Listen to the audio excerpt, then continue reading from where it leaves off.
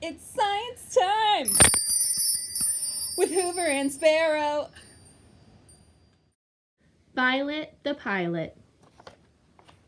Everyone in town knew that Violet Van Winkle was a little different. For starters, she and her parents lived in an odd-looking house next to the junkyard her father managed, and while other girls were playing with dolls and tea sets, Violet played with monkey wrenches and needle-nose pliers.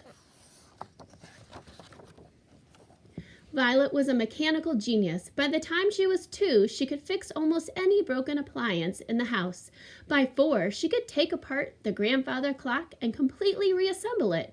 Since she didn't have any friends aside from her dog, Orville, she would spend hours tinkering with things from the yard.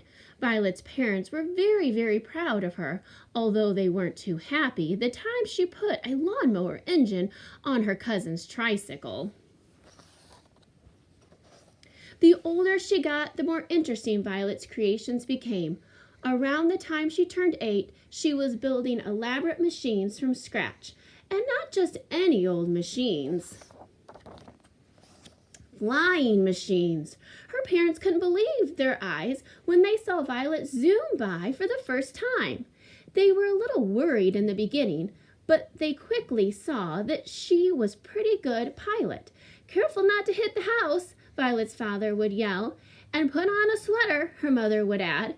Violet used anything she could find in the junkyard to make her wonderful contraptions. There was a tubble bubbler, and a bicycle coupler, and the rocket can. The pogo plane, the slide glider, and the wing-a-majig, to name a few. Violet's engineering was pretty sound. The only real hazards ever were tall trees, piles of junk in the yard, and bugs in her teeth. Kids at school would see Violet eating lunch alone and make fun of her strange books and greasy coveralls.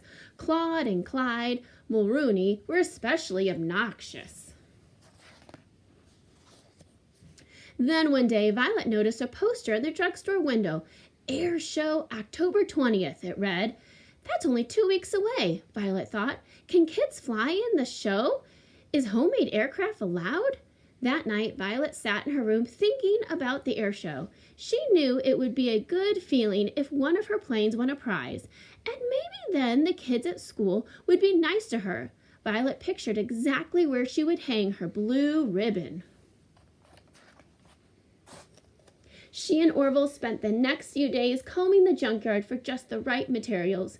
When they had collected a giant pile of stuff, the building began. One day, the Mulrooney twins happened to pass by. "Look, it's the girl from school," one of them said. "What are you doing, weirdo?" "I'm building an airplane," she told them. The twins exploded in laughter and then mumbled something mean as they walked away. Orville barked at the boys, but Violet just went back to her project. "Take it easy, buddy," she said. "We're too busy to worry about them." Finally, after days of hard work, Violet had finished making her flying machine. She named the magnificent new craft the Hornet. "Wait till the people in the grandstand see me flying this," Violet said to Orville. The test flight was a success. On the day of the big air show, Violet took off, bursting with excitement. Her parents' faces had beamed with pride when they wished her luck, and she thought about that as she flew through the clear autumn sky. She calculated the trip would take about 20 minutes. She would arrive just in time for the start of the show. Suddenly, something caught Violet's eye. In the river below, a group of people were waving frantically. Violet lowered her altitude to get a better look. A troop of Boy Scouts had run into trouble while canoeing. Violet knew she had to help fast. It wasn't easy rescuing all the boys, but Violet piloted the Hornet with careful precision. Saving the Scoutmaster from going over the falls was practically dangerous. Violet dropped the grateful Scouts off at the hospital, and then she checked her watch. 3:30, she said to Orville sadly. We've missed the air show. She turned her plane towards home and sighed. It was a miserable feeling. That evening, Violet had no appetite for dinner. She just went upstairs and sat on her bed. All of a sudden, she heard lots of noise outside her house. She and Orville went to the window and discovered that a crowd of people had gathered. Somebody spotted her. There's Violet, the boy shouted jubilantly. There's our hero. The Van Winkles stepped outside, squinting from all the flashbulbs that were popping. The press, the mayor, the fire and police chiefs, even kids and teachers from school had all learned of the rescue that day and had come to praise her.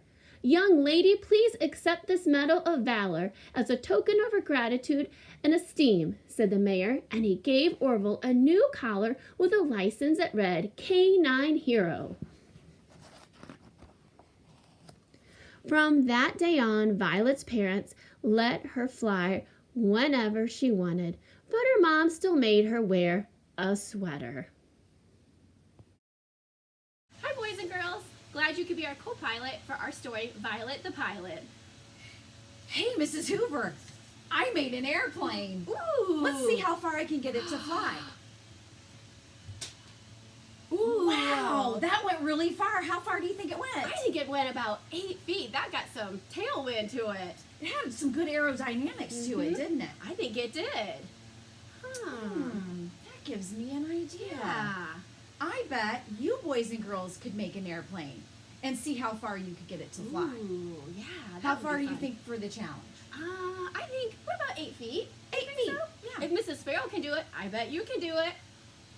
And then I bet you could change yours a little bit to do a trick. Ooh. Violet did a trick, didn't she, Mrs. Hoover? Yeah. You could do like a redesign in your plane to see if you could do some tricks with it, like Violet did. Yeah, she did a loop. See if you can get yours to do a loop or do something else a trick in the air. Yeah, that sounds like fun. That I does. like that. I would love to see some of those ideas. Yeah. So you could take a picture of your airplane, or you could take a video of the trick or of it flying, and I would love to see those. If you're in my class, you could upload those to Class Dojo and send me those. I would love to see them. And in my class, you can send them to class tag. Or again, if you're not in our classes, you could send that comment to this video. So to do your plane, it's really easy. You don't need many materials. If you could see Mrs. Sparrow's plane fly, all you needed was a piece of paper. And some folding fingers. Ooh. So get the paper and the folding fingers out. Use your imagination, and let's go. Come fly with me.